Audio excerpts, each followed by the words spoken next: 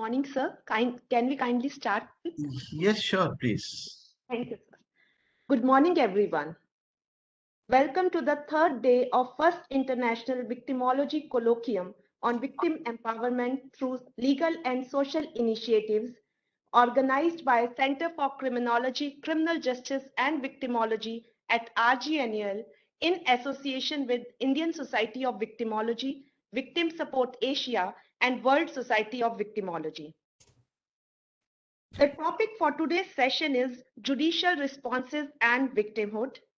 We have the honor to have amongst us our speakers for the session, Dr. Fatima Ali Haider, co-founder, The Grief Directory, Professor Dr. Dipa Dube, Professor, Rajiv Gandhi School of Intellectual Property Law, IIT Kharagpur, and Dr. Jeeva, Professor, University of Colombo, Sri Lanka.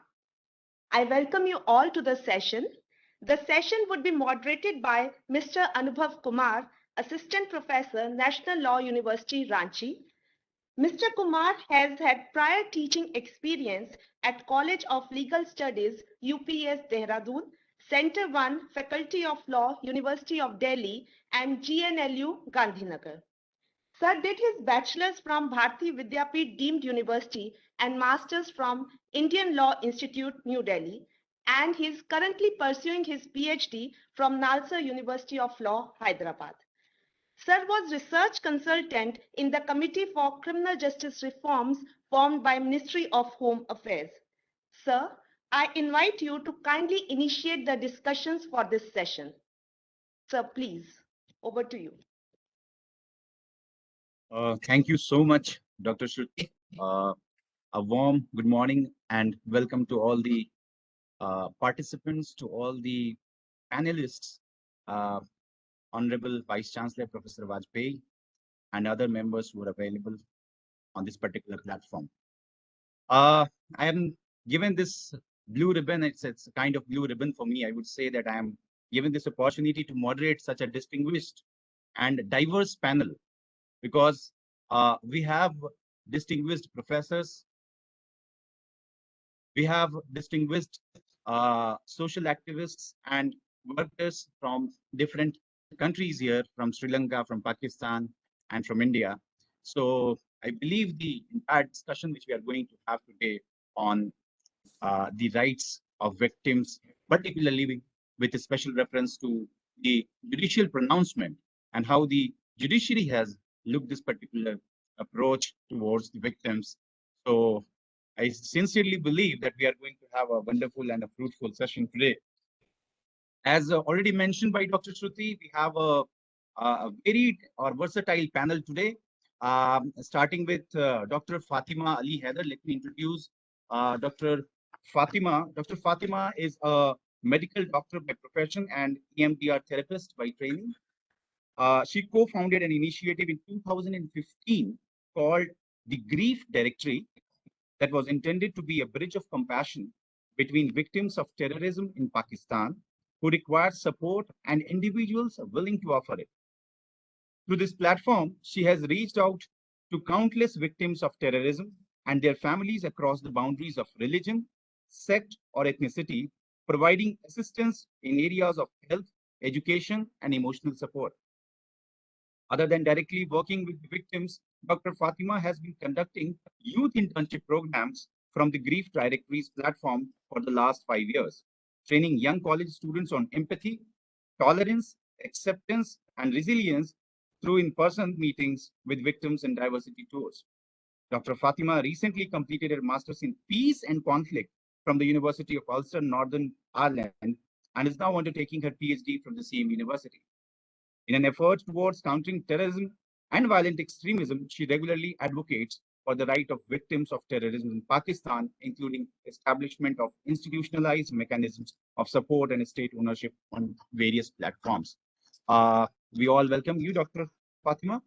Our next panelist for the day, Professor Dr. Dipa Dube. Professor Dipa is currently working as the professor at Rajiv Gandhi School of Intellectual Property Law, Indian Institute of Technology, Kharagpur, India. She specializes in the area of criminal law, gender violence, police and prison, and victimology, Dr. Dube has published more than 70 articles in national and international journals of victim justice, human trafficking, and rape laws, and has authored 7 books and several book chapters also. She is also an executive member of the Indian Society of Victimology and member of several international organizations, including World Society of Victimology and International Society of Criminology. And she was also conferred the prestigious ISB Fellowship in 2020. I welcome you, Dr. Dipa Dube, in this particular session. And our third panelist for the day, we have Professor Dr. Jeeva Niriella. Professor Jeeva started her career as an academic at the Faculty of Law, University of Colombo in 1993. Since then, she has held several executive and administrative positions at university and national level with reputed institutions such as National Authority for Protection of Victims of Crime and Witnesses, Colombo Stock Exchange, Prison Welfare Association, National Science Foundation, UGC, and several others. She currently serves as the member of the editorial and review boards of many international journals, including the prestigious International Annals of Criminology, published by the Cambridge University. In the last 15 years, as an academic in the field of law and criminal justice, she has published several books, book chapters, research articles, and editorials. She has also presented almost 50 research papers at international and national conferences. Her conscientious work in the field of law, human rights, criminal justice, criminology, and victimology has allowed her to undertake positions in several international associations and societies, including the Constitutional Council of World Center for Women Studies, General Assembly of Asian Criminological Society, and the South Asian Society of Criminology and Victimology.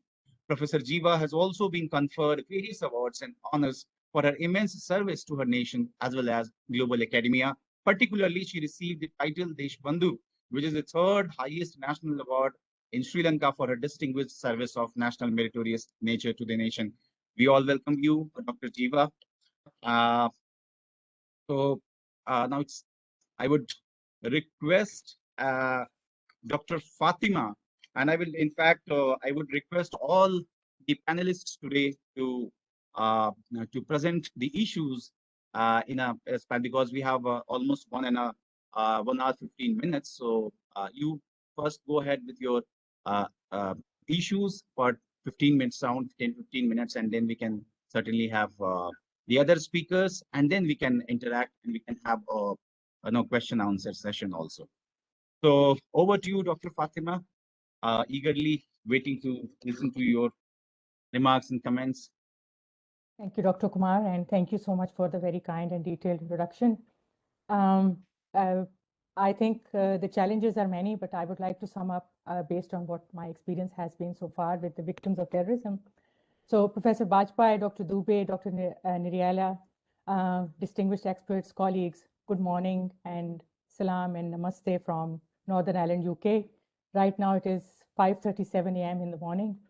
And I would like to start by congratulating Professor Bajpai and his team at the Center of Criminology, Criminal Justice and Victimology at the Rajiv Gandhi National University for Law for organizing this first colloquium on victim empowerment through legal and social initiatives in collaboration with the World Society of Criminology and Victim Support Asia.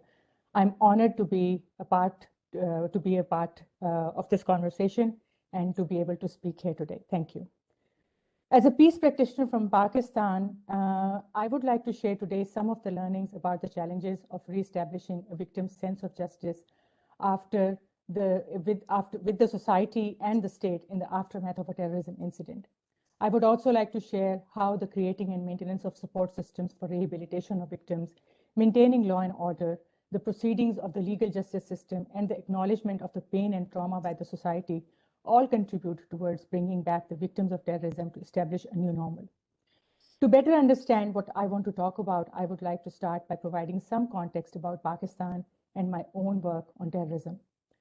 Pakistan has been engaged in the war on terrorism since 2001, according to data sets by the Pakistan Institute of Peace Studies, South Asia Terrorism Portal, and London Bureau of Investigative Journalism.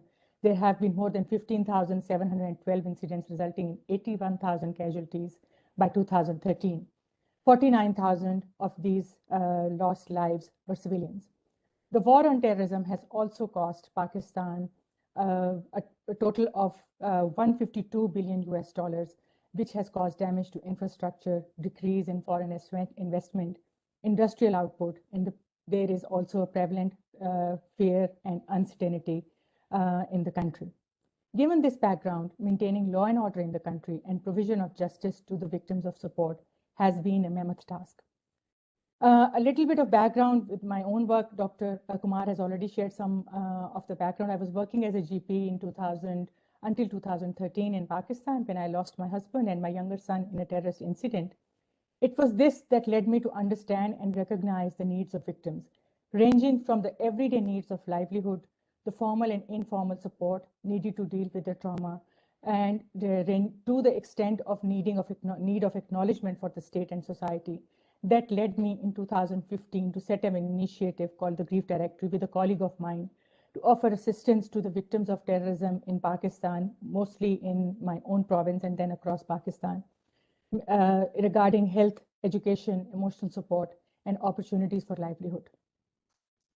As we started our work, our first realization was the lack of uniformity in provision of support and how both the state and the civil society could collaborate for victim assistance.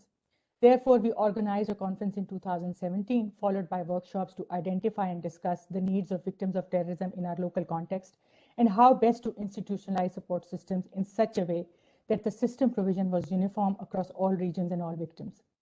Victims of terrorism often suffer from post-traumatic stress. While the traditional cultural networks often offer informal support to the victims, one of the major challenges that we faced has been the availability of the professional support for traumatic stress, which would sometimes require psychological counseling and even psychiatric support in some cases. In order to provide for the rehabilitation of victims of terrorism, we often realize that there is a lack of infrastructure due to ongoing war and terrorism incidents.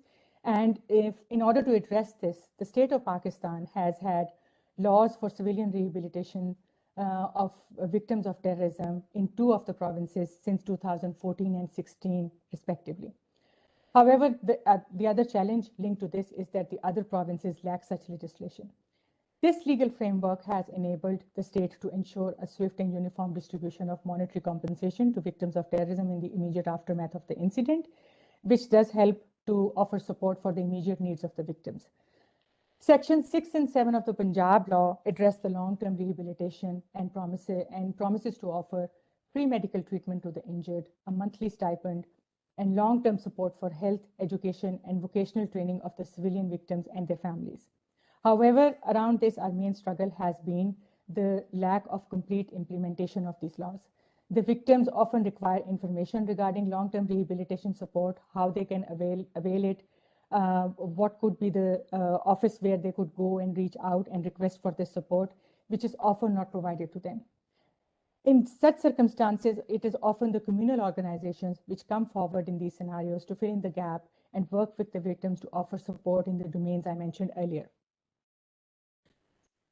I'm very much aware that Dr. Dube and Dr. Niriella are here and they have experience with gender violence, but I would also like to mention here briefly that we all know that women are the most affected by war and violence, especially in the aftermath of terrorism incidents. And they are often left behind, as has been our work experience, after the death or disability of a male breadwinner. It has been a recurrent theme for Pakistan, where attacks have happened on mosques, where it is mostly the men who have lost their lives. In such cases, women have to look after the children and other dependent family members. Our second struggle has been the absence of legislative frameworks for inheritance for women victims of terrorism. This has been a challenge in many other countries affected by war and terrorism, including Africa and Middle East. Their right to child custody is also often compromised due to lack of legislation. And as a result of, another consequence of these circumstances is obviously the gender-based violence, especially towards women due to the vulnerable circumstances. And this has special implications in our societies like Pakistan, where they have tribal conservative cultures. Pakistan does have some support systems to offer helplines for reporting violence against women, but a comprehensive legislation is still what is required. Another aspect, therefore, of our work has been since 2019 to advocate for these laws to be put in place, for their complete implementation, and even for their revision as deemed necessary. Another realization that came from my personal experience concerns the often traumatizing experiences of legal proceedings. The interaction with the judicial system starts right after any incident. The incident needs to be registered with the police, followed by court proceedings. In such cases, it is essential to ensure the safety of those engaged in the process of justice, most obviously the victims, the witnesses, then the members of the judiciary, as well as the law enforcement agencies. In this regard, Pakistan's major effort towards ensuring the provision of justice was establishing anti-terrorism and later on military courts in 2015 under the 20-point National Action Plan. Linked to this is the witness protection, a key issue in these situations. Pakistan now has laws in place for witness protection in all provinces, and the state has made an effort to learn from previously implemented frameworks and identify and rectify some of the shortcomings.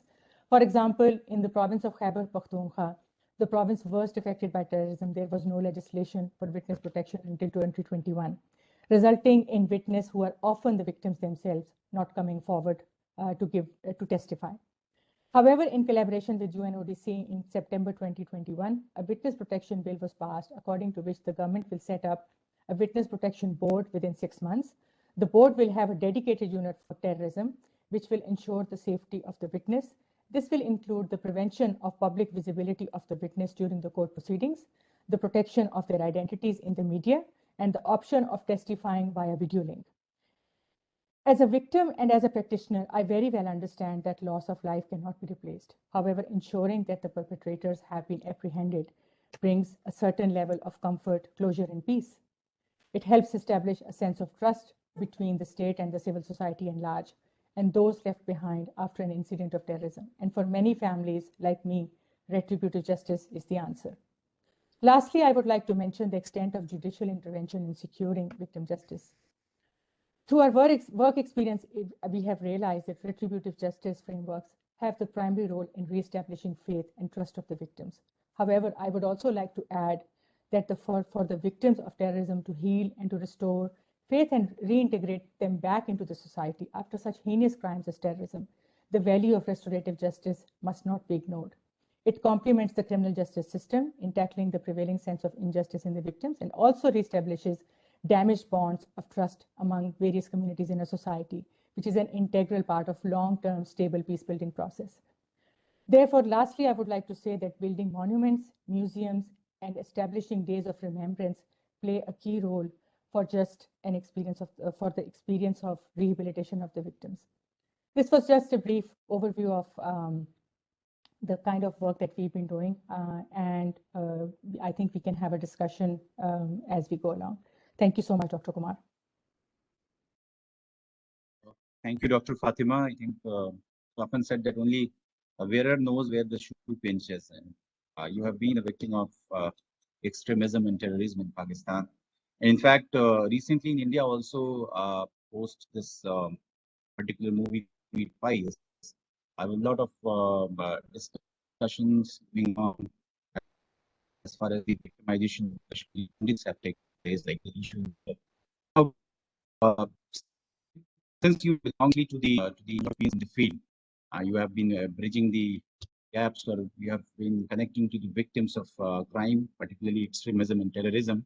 How far do you feel that the state has provided the support, particularly in Pakistan? How far the state has supported the victims of crime, of extremism and terrorism? Dr. Kumar, I would like to say that the state has a big challenge. Obviously, population-wise, we are not as big as India or as China, one of our two neighbors.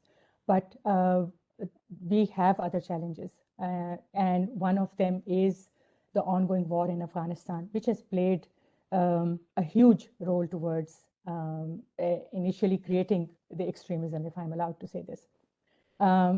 What I think is not discussed in many platforms is that Pakistan has one of the biggest refugee communities in Pakistan. So far, we have, since the war in Afghanistan, since the Soviet invasion in 1979, we have had 1.4 million Afghan refugees, which are documented with the UNHCR, and the same number remains undocumented. And this has actually changed some of the dynamics of our society in terms of Pashtun population, Sindhi population, Punjabi population, which has been the cause of extremist violence in some provinces. The other challenge that the state is facing is that violence is going on in different aspects. So there is religious violence, which is often politicized by some of the political parties, which are now a part of, unfortunately, the political system. The second is the ethnic violence which is going on, which is another big challenge for the state. And then there is the cross-border violence as well. So as I mentioned, the state does make its effort towards supporting the victims of terrorism. As I mentioned, that there are laws in place, but then implementing these laws is another challenge. What I have learned from the international experience, I'm based in Northern Ireland here, what I have realized here is that engaging the victims in any process of drafting the law, implementing the law, and then ensuring that the law has been beneficial to those for which it was drafted, in this case, the victims of terrorism, is very important. Northern Ireland has a Commission for Victims and Survivors, which I think is a great example for us to follow in Pakistan in terms of implementing and then ensuring a stable support system for the victims of terrorism, and in which they have engaged victims, which not only help in the drafting of the laws, but then they also act as watchdogs to ensure that the victims have been provided adequate support as needed by them, and that this law has been beneficial, and any of the loopholes that they identify, they work in collaboration with the state to address these loopholes. A recent campaign that they were having, I think when I came here in November a few months ago, they had the compensation for the disabilities, which was actually offered. So another aspect that I think we are trying to work in Pakistan is the state and civil society collaboration, which I think is an absolute essential in terms of resource-challenged countries. Yeah, Dr. Fatima, since we are discussing the judicial responses to the demands of the victim, how do you feel the Supreme Court in Pakistan and the other courts have addressed the demands of the victims? Dr. Kumar, I don't think what is the approach? What is the approach of the Supreme Court, or how they have addressed the victims? How they have addressed the victims of terrorism? What is their? Sorry?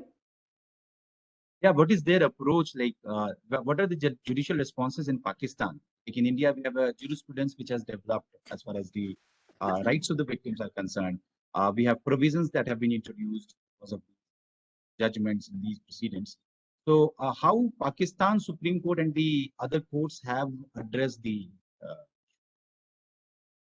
recent past? Or Dr. Kumar, I am not basically a legal expert, so I cannot give you obviously the details. My expert is basically from a very practitioner point of view. But do you feel, do you have a general feeling like the courts have been quite supportive of the victims of the crime, like all those like extremism and terrorism in Pakistan? How generally, what is the atmosphere? What is the approach of the court towards the victims? Are they considerate of the? Sorry. Yes, please. Are they considerate of the sufferings of the victims? Dr. Kumar, I don't think that we can simplify as saying that are they supportive or not. Obviously, in a political context, you have many considerations. And sometimes the states are under pressure, as we have seen in Pakistan, through the international pressure as well, as to respond to any situation, be it the extremism, be it a bomb blast. We have recently seen an increase and in fact, I would say another wave of terrorism since there has been a change in the government in Afghanistan and the departure of US. So all the state response, I don't think can be simplified in terms of saying that they are either supportive or not. Obviously, if you have legislations in place for the support of victims of terrorism, if the civil society is trying to work for the implementation of the laws, there is definitely support offered to the victims of terrorism. But yes, I would say that there are challenges, especially in the courts of judicial proceedings. We have often seen that many of the victims many of the cases needed to be dismissed. And that's why one of the reasons for establishing the army courts, military courts, was that we should have a system in place where they can ensure maximum support for the witnesses. We have had witnesses change their statements, witnesses withdrawing from the legal proceedings for the very reason that they are often threatened by the organizations which are banned organizations, be it the Taliban's. There are some local organizations as well. And the situation is getting complicated, unfortunately, because these organizations, national, local, and international, have now started collaborating in the terrorism, as is evidenced by academia. So what I would like to say here is that, yes, definitely the support, the response of the state is supportive, but yes, the challenges are many. And I think it is a work in progress. And Dr. Fatima, there is a direct question from Ms. Nandini. I will just address the question to you. Will there be a difference between terror victims and other victims? Will it have to be different strategy in healing and rehabilitation and restoration? Terror victims on one hand and the other victims on the other. Like, do we actually have a difference as to how they suffer, they undergo the sufferings, and is there a need for a different kind of approach? Dr. Kumar, that's a very valid question, and that's a very important question. And thank you, Dr. Nandini. I think she shared this question. In response to this, I would like to say that many of the sufferings of victims of terrorism would be shared by victims in general as well. For example, some of the struggles of victims of crime regarding women would be shared by the victims of terrorism as well, as has been evidenced by war. There is we have seen increase in crimes against women in Syria. We have seen this in Iraq as well. So there are some general sufferings which the victims of terrorism also suffer from. However, in specific terms of victims of terrorism, I would like to say two things. Number one is the trauma of the bomb blast. We have worked with families who have actually not been able to go into public places after a bomb blast happened. We have had bomb blasts. Let's say, for example, in 2016, we had a bomb blast in a park. And this mainly targeted the Christian community, but unfortunately, some of the Muslim communities, and unfortunately, we lost many precious lives from the Christian and the Muslim communities.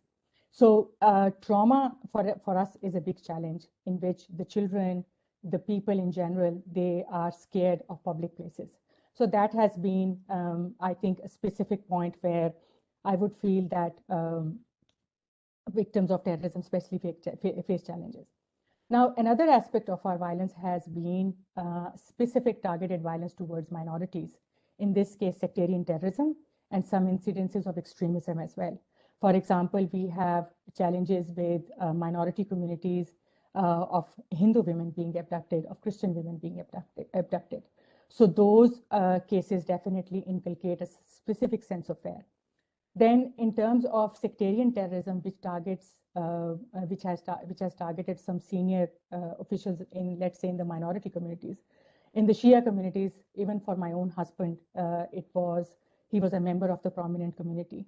There's another aspect which is not only the trauma, because that family, that specific minority has been labeled, but there's another sense of isolation as well. And that isolation arises from the fact that they sometimes, their own community is hesitant to reach out to these families. So yes, there are commonalities. Yeah, but yes, that is correct, Dr. Fatima. Thank you. I will get back to you. We have next speaker for the day, Dr. Professor Dipa Dube from IIT Kharagpur. Ma'am, we are waiting to hear your views on this particular topic. Okay. Thank you, Dr. Kumar, and a very good morning to all the distinguished participants, co-panelists, and specifically Professor Chokalingam, whom I see, and it's a pleasure to meet him. And special thanks to Professor Bajpai for inviting me here. And it's a brilliant occasion to see so many victimologists since yesterday that I've started attending, interacting on a diverse issues. So it's really a pleasure to be here. So today, speaking of, we are especially focusing with regard to judicial responses. And in that regard, probably I would like to give an overview with how probably our country, that's India, we have moved with in respect of victims' rights and in matters of rendering justice to victims. Now, if we see the whole gamut, we would probably place the judiciary as one of the key players in the road of justice dispensation to victims. It has been one of the prominent, very prominent players in pushing the agenda for victims' rights. Specifically, we see since the 90s onwards, a trailblazing approach by the judiciary with regard to victims' rights and justice. Specifically, if I take my focus to gender-based violence, specifically focusing on rape victims or victims of other forms of sexual abuse. Prior to 90s, we really do not have any decision where or not many decision which has really shown us or taken us forward in the way of establishing victims' rights. The whole of 50s, 60s, 70s, if we see and analyze the judicial response during that era, we'll find that most of the times it was that is the victim is put as an accused in the place of an accused, is being blamed for the crime which has happened. She is placed in the position of an accomplice to a crime. There are questions which are asked with regard to her character, with regard to past in antecedents so far as the victim is concerned. And that is probably the way whereby many of the cases with regard to rape, with regard to sexual violence, has been discarded by the court because it failed to place reliance on the narrative of the victim. And somehow it has felt that the victim is not worthy of belief, or the sole testimony of the victim is not, trustworthy enough for a conviction. And that has been a situation where probably where my analysis mostly has shown that except for minor girls where the issue of statutory consent was involved, except for them, in most of the situations, the judiciary has really pointed its finger at the victim and questioning her whole course of conduct. In one of the cases, I remember of the 60s, where a mother who had delivered a child some 2 to 3 months back had gone out with her husband, and then it was a very unfortunate incident where she was, raped. The court, rather, it was the Supreme Court, which questioned her very conduct, that when you have such a young child, how logical or reasonable it is that you leave the child at home and you go out, with your husband to, spend some time out, and then these things are bound to happen. Now, this was the whole approach which was there, and we know, all of us many of us know about the infamous, I call it infamous Mathura rape case, or we have, before that, we had what we call as the Pratap Mishra rape case of a woman being,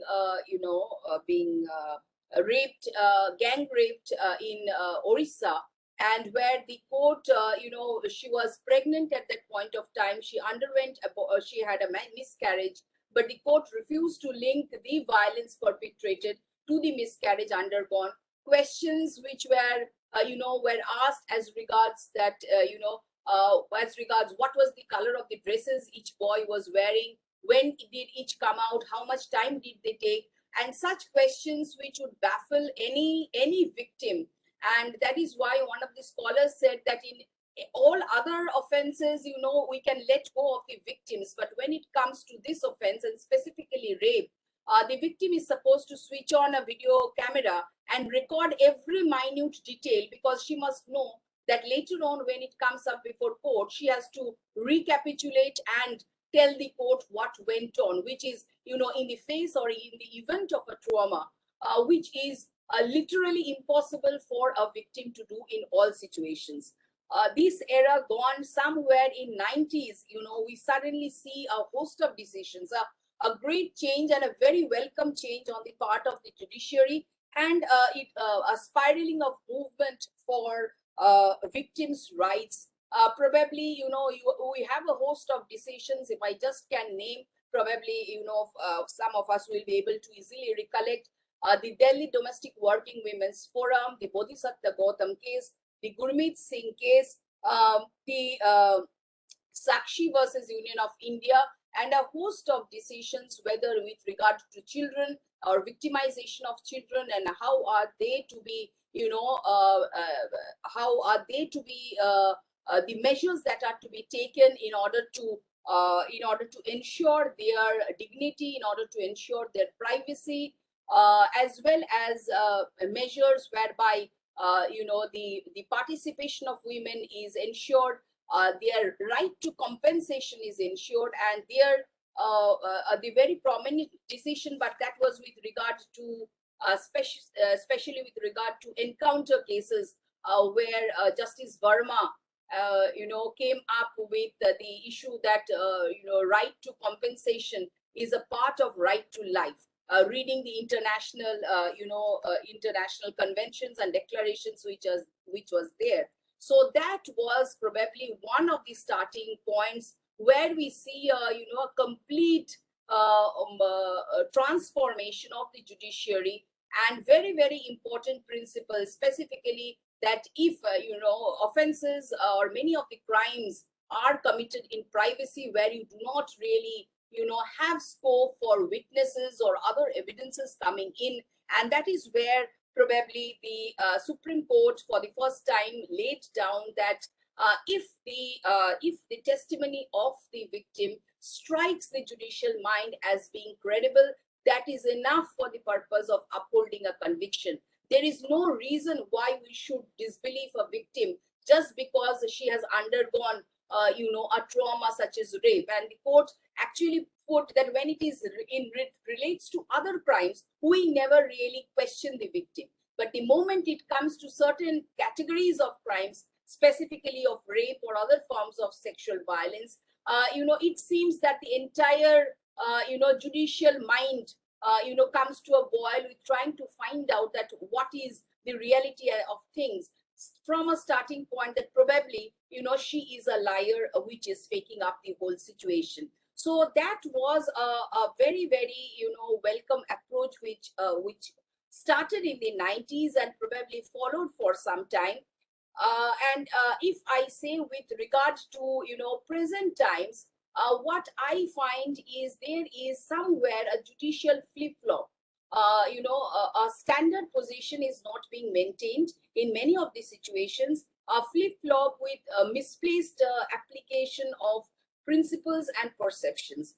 Why I say so, I will very briefly mention, because on one side we have again, very welcoming decisions in the form of Karan versus, NCT of Delhi, where the right to restitution of victims of crimes was laid down. Victim impact statements in the form of what was called as victim impact reports. That was for the first time, recognized, and it was said that how the whole process has to be initiated, and their voice, also heard in the process of decision making. So that is there. Then you have the case of Nipun Saxena versus Union of India, where they asked that there must be a committee and there must be a uniform guidelines which are framed by NALSA for the purpose of compensation to victims of different crimes. It may be rape, it may be acid attack, trafficking, so on and so forth. Similarly, you had cases where, opportunity with regard to bail hearing, which has to be given, and where the court said, it's something which is a statutory right to be heard in case of a bail application of the accused. The victim has to be heard, and it is a statutory right, and it cannot be, defeated on any grounds whatsoever. So you have all these very welcoming decisions, including the decision of Mallikarjun Kodagali versus state of Karnataka, where the right to appeal of victims have been upheld by the court. And very recently, there has been an assessment which has been taken up by the Supreme Court, assessment of the criminal justice system after the 2013 amendments, specifically with regard to women-related crimes and how it has impacted the entire procedure, whether there has been a change from the registration of FIR and forward. We know, the difficulties, the hurdles, victims face, and whether there has been a change of stance post the legislative position. So these are, some very innovative measures which are being taken by the apex court in order to, give meaning to the rights of victims, many of which has been statutorily included now, whether in the Code of Criminal Procedure or other laws for their matter. But at the same time, I somewhere see a retracting of steps or going back, one step ahead, two steps back. Is the way as it is going. This fact that the singular testimony of the victim would be enough to uphold a conviction. If we see many of the cases being decided now, where the court is saying that, the victims must be, her narration or statement must be of sterling quality. Now, this sterling quality is being taken to such, unusual standards, which probably any human would not be able to meet up with, right? Because it's natural that, human memories with time, they are likely to be slightly go wrong. But the court is insisting on, such level of, perfection with regard to the statement. Any discrepancy, the court is, in such situations are saying that, no, we cannot place reliance on the victim. Very recent case, with regard to sexual harassment, where the High Court, because the victim had mentioned that the date of the crime was an intervening, it was on, I think, April 26th or 27th, and the victim had put the date as 26th, when it was 27th. And the High Court said, oh, that was a big discrepancy, and therefore, the matter is to be dismissed. That is with regard to sexual harassment, where luckily the Supreme Court intervened, and it was Justice Chandrachud who said that, such technical, matters or, minor technicalities should not go to defeat the rights of victims, because we have to remember the purpose and philosophy for which these laws have come into effect, the entire power relations on the basis of which it exists. And that is where we need to, understand that these are not ways by which we can, push back the, the victim's agenda, which is there. Similarly, when the courts, which is also there in the law, that a victim has no right to appeal against an inadequacy of sentence, and that the court has said is very clear in the law. If it is a matter of inadequacy of sentence, in compensation, he or she has a right to appeal, but in matters of inadequacy of sentence, the victim has no stand, to move the higher court for that matter. Similarly, in another case, in a 2010 case, where the courts have said that the victim's right to appeal is neither absolute nor higher than the state, and the state is not, state is not to be, cowed down by the victim's rights. So some were placing the victim's rights subservient to that of the state, which has been similarly held in case of the victim's right to a counsel. As we know, under Section 301, the victim has a right to a counsel, but that has been read as they have no right to make oral arguments or even to cross-examine the witnesses. And the court is very clear that the balance inherent in the scheme of CRPC should not be tampered with, and the role of the public prosecutor should not be diluted. So thereby trying to say in that various spheres, whether with regard to right to appeal, whether with regard to right of counsel, or with regard to relying on the statements of the victim, somewhere again it seems that we are having one judgment which is pushing the victim's issue forward, but we are having a host of decisions at the same time, which is probably somewhere, is not recognizing the fact that the victim is an important part of the system. And the same thing, I think, is with regard to, something which has been the starting point with regard to compensation. One of my studies with, a lot of High Court judgments as well as Supreme Court judgments in matters of trafficking and in matters of rape, where specifically at the High Court level, I've seen host of decisions, almost 90 to 100 decisions that we analyzed, nowhere any compensation either by the lower court or by the High Court invoking section 357 or 357A, which is a statutory right to compensation so far as the victim has been given. In about some 90 cases of the High Court that we analyzed, in 3 cases, the court has given and ranging from 10,000 onwards. So you can understand how meager and insufficient it is to address the needs of the victim. So even in that regard, probably at a larger level, if we see, yes, I think the Apex Court has done a good job, but it needs to, sip down to even the basic level, courts at the grassroots level, that is the trial courts, where they understand that the matter now can be referred to DALSA, that's DLSA or SLSA, for the purpose of interim compensation as well as compensation, and in other ways how to see that the victims respect, stand in the whole process of trial, that can be ensured. I think that needs to be something which is very, very important. And probably, just to sum up, as Justice Madan Lokur in one of the cases has said that, we must put the issue of rights of victims at the center stage, considering it as a human rights and as an important component of social justice and rule of law. So that is how we can, really give voice to the rights of victims, and that is what we need in the times to come as well. Yeah, that's it from my side. Yeah, thank you so much. Thank you, Professor Deepa. As rightly mentioned by you, elaborated by you, what Justice Krishna here has mentioned in Rafiq versus State, like the murderer kills the body, but a rapist kills the soul.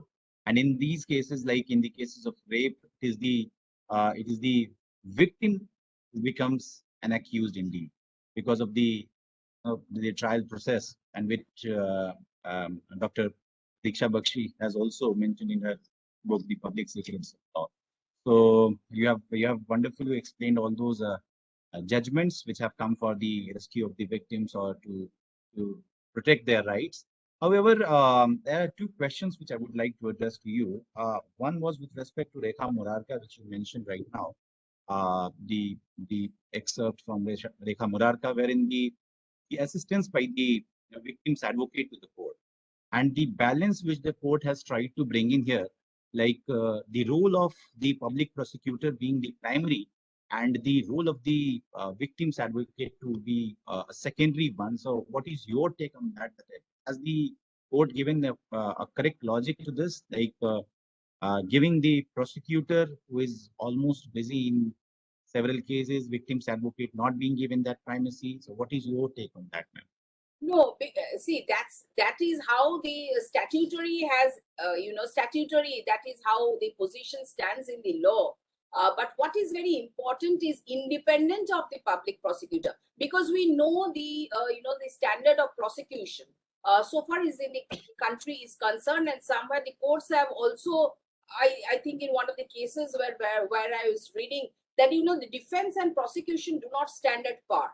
Right, defense is someone whom you have employed and dedicated to the purpose, but prosecution, unfortunately, also some cases that we are analyzing of POCSO, it would be, really very, sad to see the way the special prosecutors are handling the cases, where they are not objecting to many of the issues, victims being asked direct questions. They do not have any objections to that, which, please remember, given our POCSO Act, are something which are to be avoided.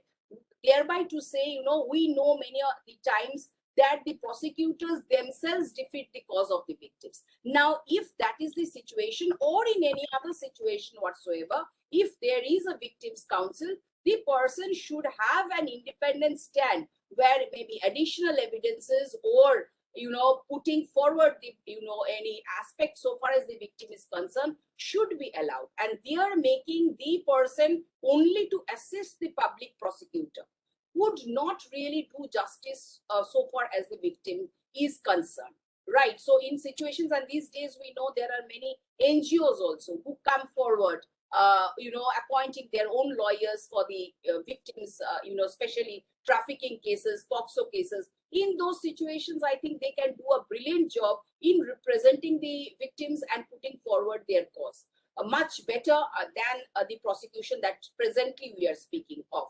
If it improves, that's fine. So therefore, I really do not, think that should be a proper stand where every point the state is there, fine. If the victim on their part, if they want to put forward their issues, independent evidence or whatever, that should be allowed by the court. Thank you, ma'am. And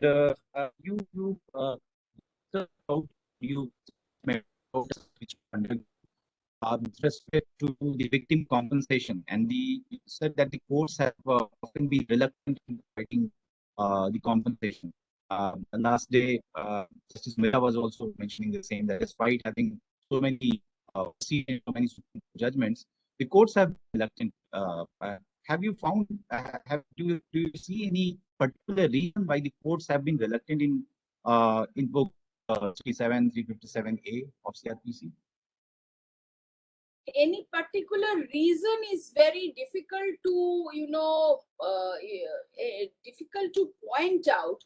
Somewhere it seems to be I would not say a oversight where they are not aware of the laws, but maybe a prejudicial mindset or a lack of willingness, simply lack of willingness on the part of the the judiciary or the people manning the system, basically, where they are not willing to come forward or see, because many of the times, unfortunately, whether we agree or not, even today, that prejudicial stand with regard to especially sexual violence victims is still maintained, and many of the times it's feeling that probably she invited this, or there is not much inconvenience that she has been put through, or just giving a judgment of conviction probably would be enough.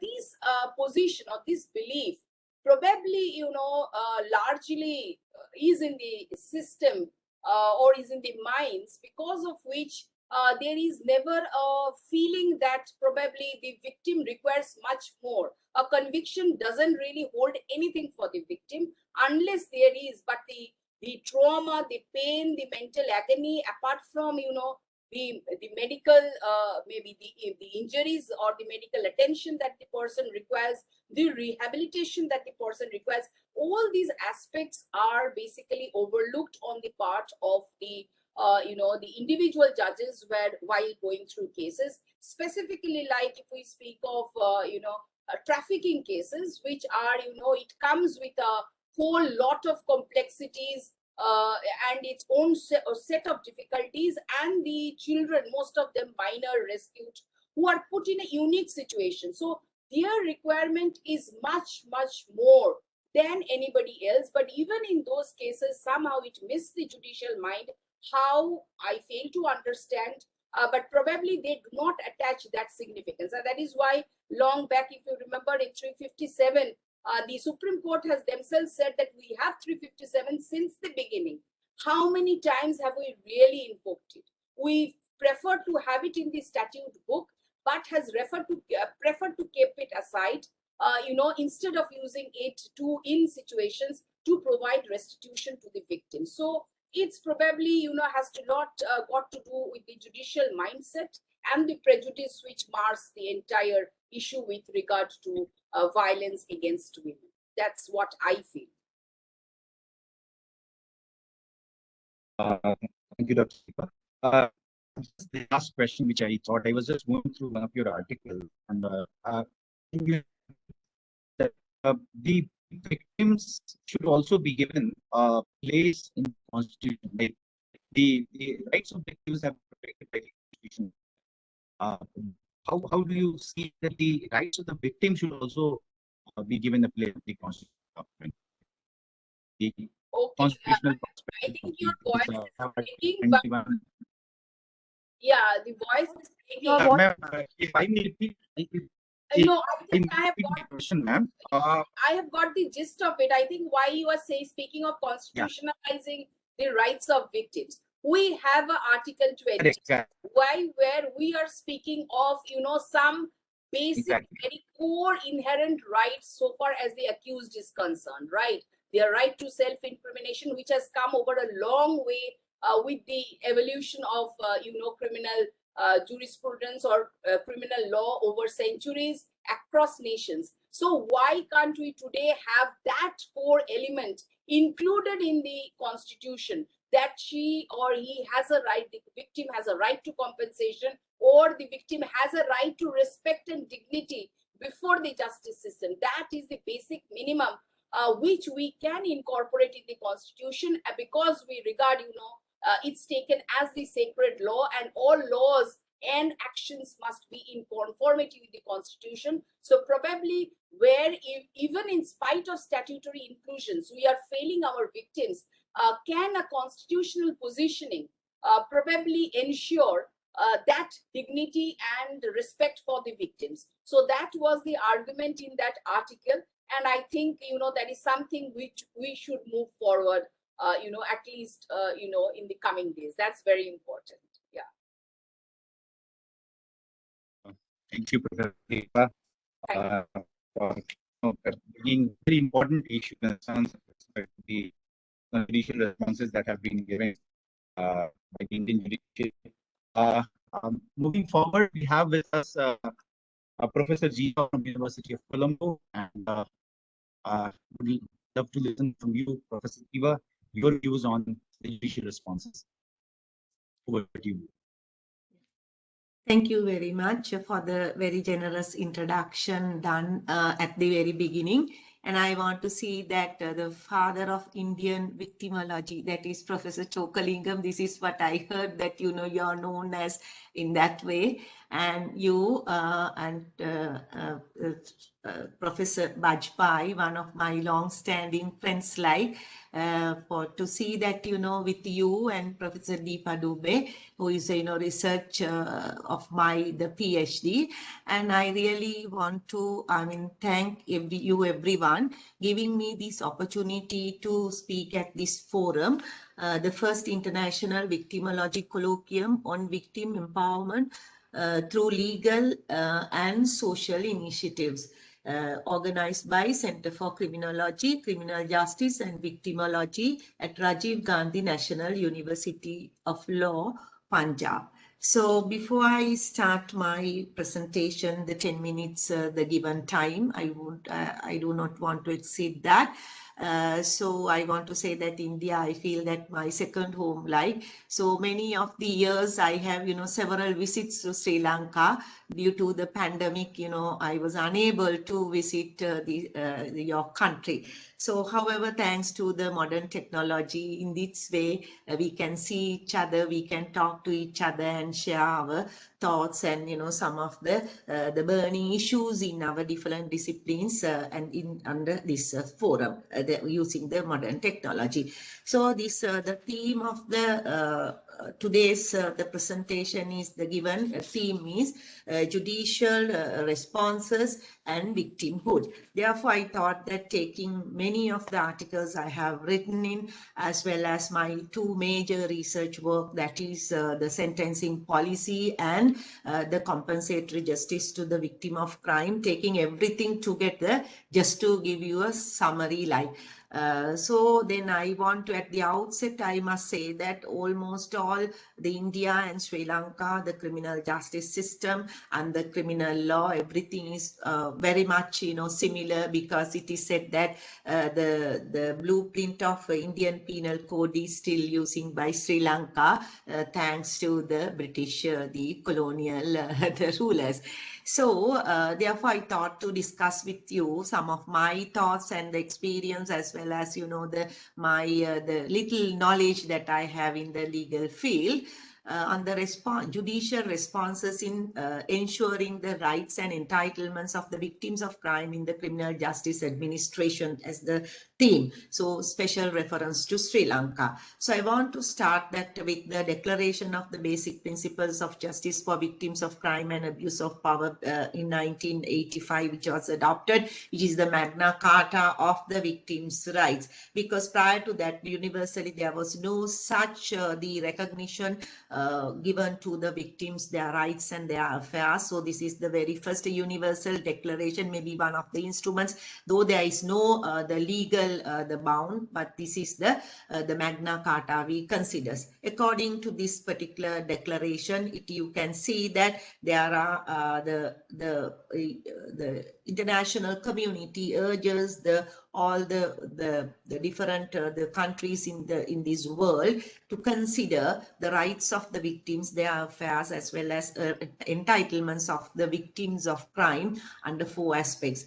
Number 1, access to justice and fair treatment. Number 2, restitution and compensation. Number 3, assistance. And number 4, victims of abuse of power. Therefore, I thought that to consider some of the judicial pronouncements, which is really respected to the victims of rights of the victim under the folds, as well as some of the judicial pronouncements which are not that much in favor of the victims of crime.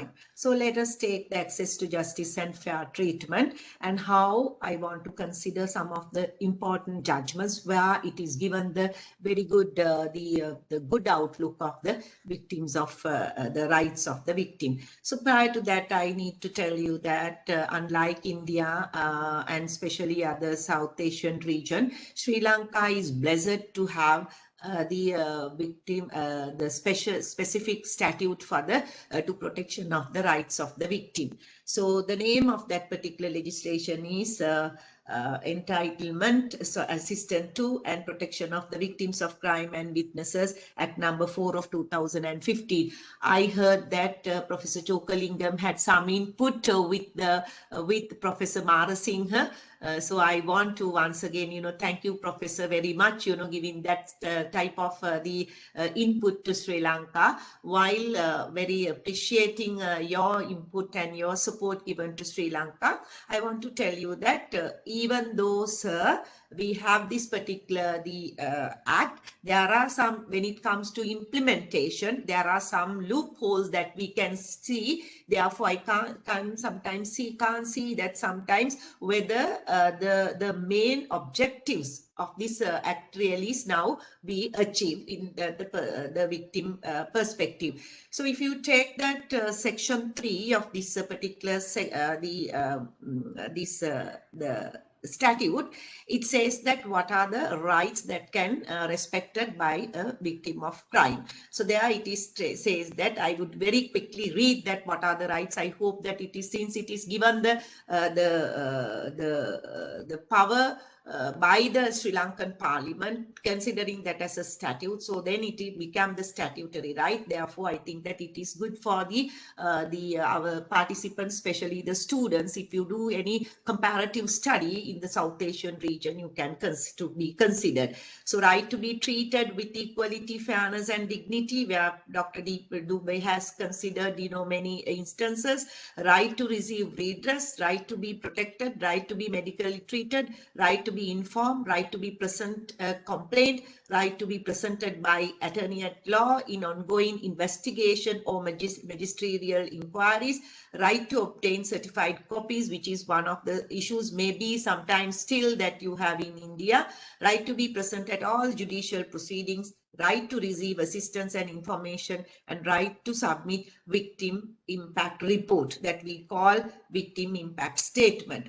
So these are some of the rights, which have been guaranteed by this particular statute. So in addition to that, section 4 of this particular statute refers to some of the entitlements of the victims of crime, that confirms that there are entitlements to receive all these, there are 4 entitlements are mentioned there. So if you summarize everything together, we can simply put in one sentence, say that it's a kind of give some sort of financial support to the victims of crime to get that the medical, the treatment and the expenses incurred in participating in this particular case. So now this is the situation in relation to the access to justice and the fair treatment of the victims of crime. So let's see that how the judicial pronouncement, it is sometimes to, strengthen as well as sometimes, to get it back, do their,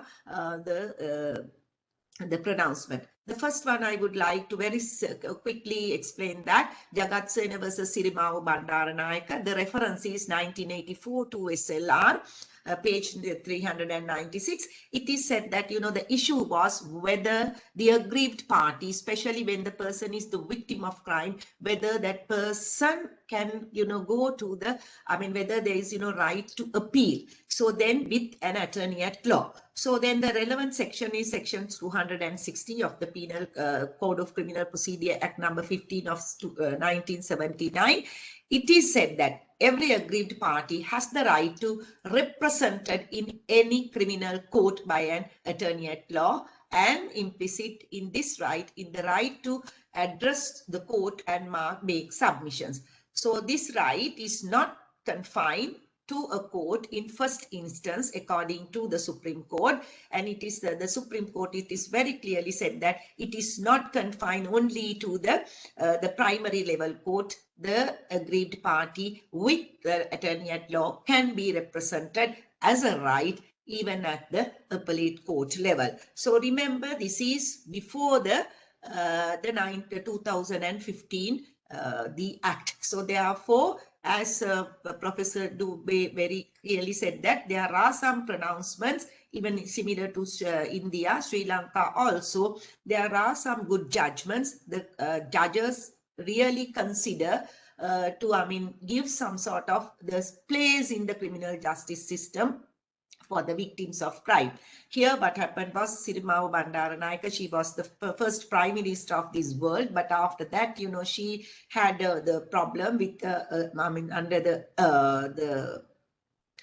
the unlawful assembly, because like today, that time also 84, 85, within 86, we had some riots in Sri Lanka. So then it was considered that yes, being as the aggrieved party, and she was the victim in that particular case, she has all the right to be represented with an attorney at law. So when it comes to the next one is little bit, the other side.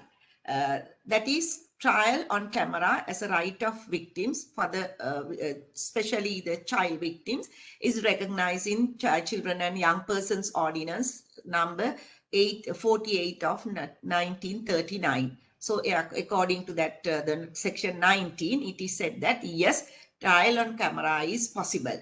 So what happened was there was a case, I think it is very, very famous case, Kamaladara Rachi versus Inoka Galage. Kamaladara Rachi is an artist in Sri Lanka, is a very well-known artist. So then he has raped, the charge was he has raped a girl who is below 16 years old. So then the High Court judge was a lady, still, thereafter, I think sometimes you may know her, that she was retired when she became as the Supreme Court. She's Justice Chirani Tilakvardhana. She very correctly, considering all the laws there, she said that the victim is, under section, under 16-year-old. Therefore, she can, give the opportunity to trial on camera. However, it is very sad when it came to the Court of Appeal, as well as when it came to the Supreme Court, the judges, I think that, this is the gender, the issue. So they were criticized. It's not almost all the male judges. because, Jagat Sena versus Sirimawa Bandaranaike case that was, the judgment was given by male judges. But there is, some sort of the issue here we can see that, gender bias. So then it was very criticized about the decision given by the High Court. So therefore, it was overruled and saying that at the High Court level, some of the rules were violated. So then I want to draw your attention very quickly. Prior to 1995, so there is a rule of practice that required the mandatory independent corroboration to be made to the testimony of the prosecutrix. That means the rape victim of the in the rape case. So many, almost all the cases, if I very quickly say that what are the cases and all, with the reference for the benefit of all the students here, the King versus Anna Sharif, 1941, NLR page 169, the King versus Marteli Sapuhami, 1942, 43 NLR page 560, the King versus Basnaika, 1948, 49 NLR page 414, and there are so many cases in most of the articles I have mentioned, all these cases. What they said was, yes, as a matter of prudence, then always the prosecutrix, the main evidence should be corroborated as a must. So after 1995, what happened was, it was a very good positive amendment was introduced to the penal code. There it is said that even that in order to corroborate the resistance made by the victim side, it is not essential even with the statement given by the prosecutrix. If the court, if she can be convinced the court, so then the perpetrator can be convicted. However, though it is said in the statute book, what happened is in the practice, many cases as of today, what they do is they always required as a matter of prudence to prove that some of the resistance made by the victim's party. So there it's a negative point that I can see that these judicial pronouncements are not in favor of the victim of crime, and especially even that to me that it is they are deviating from the statutory provision. The examples are Namal Kumar Jalak versus Republic of Sri Lanka. It was decided in 2009. A Court of Appeal 121 page 6, and Heen Banda versus AG. So appeal cases 129 2013. So when it comes to the next point, so therefore, if I sum up that in relation to access to justice, there are some judicial pronouncement which is very healthy. It's supposed to ensure the protection of the rights of the victim of crime. But when it comes to some of the judicial pronouncements, still that we are in 21st century, so they consider in a different way, which is not good, a healthy situation for the victims of crime, especially when it comes to the crimes against women. So when it comes to next issue is the compensation. Yesterday also I had the opportunity to listen to many of the presenters, but however, because of this particular statute number 4 of 2015, today it's making as a right, the compensation as a legal right. It is not a fundamental right, which can be considered under the Constitution. But I really agree to the point Professor Dipa Dube said that, yes, I also argue that we in Sri Lanka also we have to consider, if we consider all the rights and entitlements to the accused side, why can't we at least add one section to the benefit of the victims of crime? That is, I'm totally with Professor Deepa. So when it comes to the compensation, prior to 2015, so it was under the discretionary power of the court. So many court under that discretionary power, they, ordered kind of the amount of the compensation, financial amount of compensation, which they feel that it is, appropriate. So one example is Rabo versus James, 32 NLR, page 91. You see that 1932. It's a very old case, but it was a possible point that we can say. But when it comes to Kamaladara Rachi case, which was, decided in the final decision was given in 2002. So what the court said that? The court said that, the court cannot agree the amount of the compensation ordered by the lower court, that means the high court, the decision. So then out of 1 million fine, 900,000 was, kept for the compensation for the victim of crime, which was not appreciated. So after 2015, the pay it accordingly. Now the highest compensation is 1 million, and 1 million plus the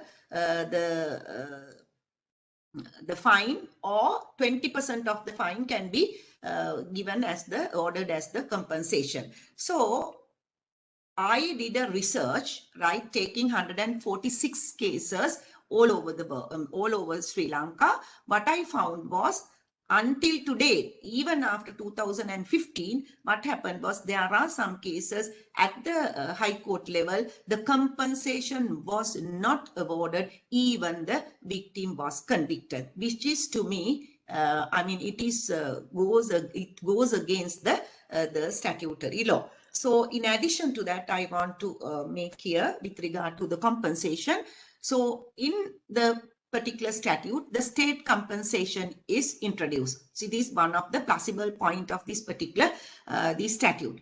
However, when a person is acquitted or that the person is convicted, the person does not have any capacity to pay a compensation.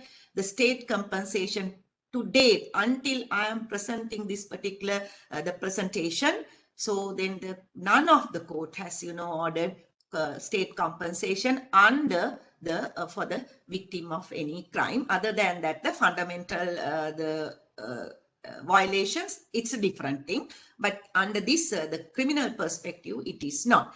So when it comes to the one point I want to make here, that so if the person is unable to pay, the perpetrator or rather the offender is unable to pay the compensation, so then the default of that compensation, though it is, say that yes, the imprisonment is there, sometimes it is not clear whether it is rigorous or whether it is the simple, and there is a huge disparity in the different the courts there in relation to the length of the period which is imposed against the offender who is unable to pay the ordered compensation. And when it comes to the compensation also, it is the huge disparity that you can see. Therefore, I'm suggesting that, which I have suggested earlier, to come with kind of a policy and the guideline that can be followed by the judiciary, and that should be included to the particular statute. So then, in order to minimize the implementation issues. So with regard to the assistance is concerned, so far, though it is stated in the particular statute book, it is confined only to the statute book. We don't have the assistance program, any mechanism which is developed in Sri Lanka. I always agree. Jeeva, I'm interrupting you here. Can you just name the statute once again for the past participants? The name of the statute which you are mentioning. Yeah, the statute is Assistance to and Protection of the Victims of Crime and Witnesses Act number 4 of 2015. Thank you so much, Professor. Yeah, please continue, ma'am. So then when it comes, only 2 minutes, then I complete. Sure. So when it comes to the assistance also, it is said that in this particular the statute, it is said that in that the entitlements and when it comes to the part 4 of the and part 5 of the particular act, it is said that there is a one particular authority, the national authorities for the protection of victims and witnesses, it was established. So there they have to come with some kind of a mechanism to, minimize if there is any lacuna in the particular statute. The statute means the name of the statute, once again, for the benefit of the students, Assistance to and the Protection of the Victims of Crime and the Witnesses Act number 4 of 2015. But I was appointed as the first member, the director board. So I worked there 3 years, but we were unable to come with the good mechanism because of some of the bureaucratic the issues that we had to come across. So today, until today, the same problem is still there. Therefore, when it comes to the assistance, yes, it is in the statute, but you can't see any special assistance is provided. Therefore, I always agree to that, Professor Bajpai. Yes, in Sri Lanka, we have to come with a proper mechanism for the assistance. So after my major, the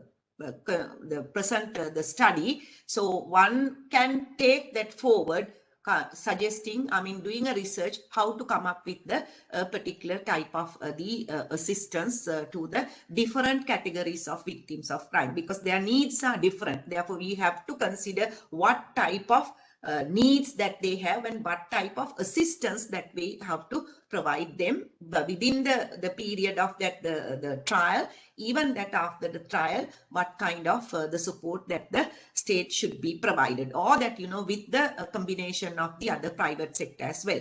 So finally, within 1 to 2 minutes, I would like to take you through the victims of abuse of power. They are actually the fundamental the rights case. So then if a person who's the chapter 3 of the constitution in Sri Lanka, that is called the fundamental rights chapter. So if the state actor violated the right which are guaranteed in the chapter 3 of the constitution, so 126 in that particular constitution is there, what are the remedial the actions can be taken. So there it is very clearly said that yes, the compensation can be imposed, awarded to the in favor of the victim of the abuse of power, not that it is considered a crime. Abuse of power, that means the fundamental the case. So there are many of the cases I would like to state here, if anyone wants to take down. Mohammed Faiz versus Attorney General, 1995, 1 SLR, page 372, and 1 minute. Saman versus Leela Dasa, 1989, 1 SLR, page 1. This is most of the cases, like, there are several cases. It is said that, yes, the compensation can be provided, but it is under the discretionary power of the court. So then the discretionary power, because it is where that we can see the huge disparity there. But I want to take that, the one of the statement given by Justice A.R.B. Amarasinghe, which he has highlighted in this case. He said that when it comes to the consideration of the calculation of the amount of the compensation, it is said that to consider the solutium of the hurt caused by the violation of the fundamental rights. But he is not that it is kind of a punishment. So when it comes to this, the abuse of power, so when a person, state actor, while discharging the state power, so then if any right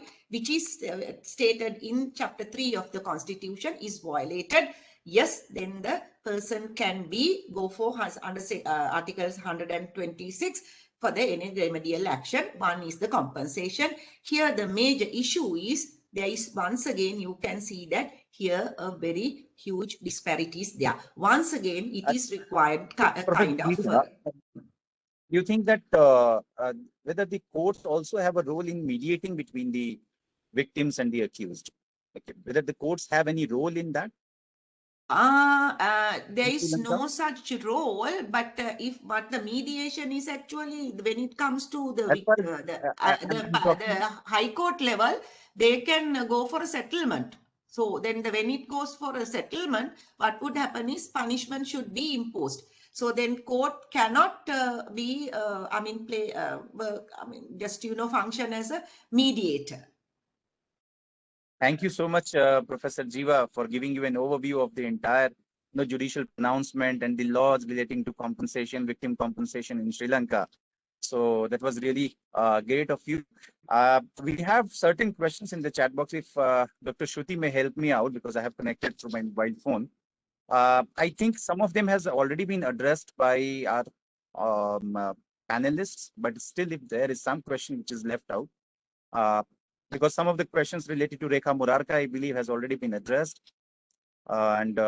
So I believe we are. Dr. Shruti, any questions? Sir, there is a question for Dube ma'am. Ma'am, if you could please throw some light on the judgment in Rekha Murarka's case. Is it not a missed opportunity? This question has been posed. I believe, I think we have deliberated on this particular issue. Okay. Then there is no Professor Deepa? question. Yeah. If there is any other question, I think, ma'am, we have discussed, you have already given a response to this. Yes, that has been addressed. Yes, sir. With respect to 24(8) and all. Then there is no Yeah. other question, sir. Yeah. Okay, if the participants have any other question, they may simply switch on and they can ask, or they can post a question, if at all there are questions. Dr. Kumar, I would like to respond to a couple of questions that we were discussing earlier. If you allow me. Number one was in regards to the question that you asked about how the response of the Supreme Court towards extremism cases. So I would like to mention two cases. One was the case of Asia Bibi. She was a Christian woman who was accused of blasphemy, and there was intense pressure on the state to decide that, because unfortunately we do have blasphemy laws, and women and minorities have been the main target. But in cases where the Supreme Court upheld and ensured that judiciary was about law, was when Asia Bibi was acquitted. Now, from a practitioner point of view, it is obviously because you are all legal experts and I am not, and I'm very aware of this. But from a practitioner point of view, obviously, number one, it was very important for the morale of the minorities that obviously the judiciary decided in favor of Asia Bibi and she was acquitted. The downside, unfortunately, was, which is never followed up, that Asia Bibi and her lawyer both had to leave the country. But this case was important because the state was under immense pressure, not only to ensure the security of Asia Bibi and her lawyer, but also to not give in to the pressure by the religious fundamentalists. We had protests going on for weeks to put the state under pressure to decide against the acquittal of Asia Bibi. So that was one case I wanted to mention. The second case that I wanted to mention, which was only recent, was the killing of a woman last year, Noor Muqaddam. And her, this case compared to the last one, this was another case where this was a case where public support was with the victim, which I think is positive, again, from a practitioner point of view, that there is public support for women and gender-based violence. And again, the judiciary decided for the accused, and the killer will be hanged. It was decided that he would be hanged. So these were the two cases I wanted to mention. I think the other question that was asked to me regarding the rehabilitation. So I just wanted to respond to it in a little bit more, that rehabilitation, obviously for the victims of terrorism, we apply the general framework of the victims of war. But in some cases where it is different is the response of the state and the society in terms of building monuments, which can be a contestation for the memory, because that is, in cases of extremism and terrorism, can be a challenge for the state in terms of supporting the minorities. So, and even from the research, we know that there is. Thank you, Dr. Fatima. Thank you so much. We have some time constraints. So had it not been there, then we could have, had But this Dr. Kumar, discussion throughout the day. just for the And information, I think thank you. the We United have Nations already Office of mentioned the Countering cases. Terrorism has recently designed legislative The frameworks. Hasina Bibi judgment, which you rightly mentioned. So we had a wonderful insight from Pakistan, Sri Lanka, and of course from India. And the three panelists, the distinguished panelists, have given a lot of judicial discourse and judicial response, which has been there in these three countries particularly. So I believe the participants must have had a fruitful experience of from the this entire discussion.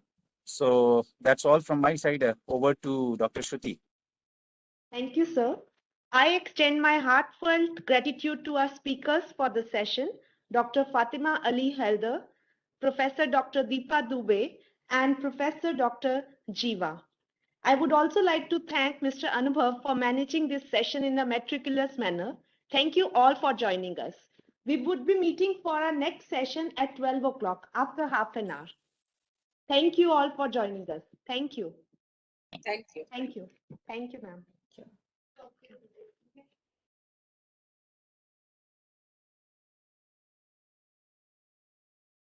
Hello, sir. You don't have any idea to visit Sri Lanka? Sir, you are muted. You are muted.